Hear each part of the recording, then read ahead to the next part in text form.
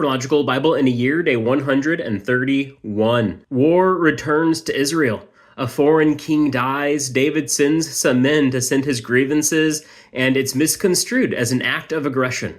Israel ends up going to war against them. Other kings ally themselves against Israel, but ultimately Israel finds victory. But what really stood out to me is how some of David's men, some of these generals, are interacting with one another. I really like how this is worded in 1 Chronicles. Joab is speaking to Abishai, and he says in verse 13, "Be strong. Let's prove ourselves strong for our people and for the cities of our God. May the Lord's will be done." A few things could be happening. Either Joab is saying, surely we are pursuing the Lord's will, may it come to be. Or perhaps he's saying, whatever the outcome is, let's accept it as it is God's will. Or perhaps it's just a partying that was popular at that day and age. A ancient Israeli, may the force be with you. But I love the concept here that they're preparing for war. They find themselves flanked.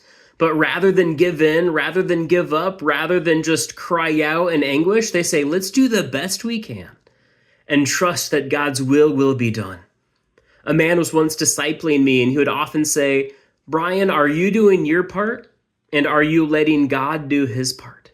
Too often, either we don't hold up our end of the bargain, or we don't trust God to hold up his, and we try to do his lifting for him.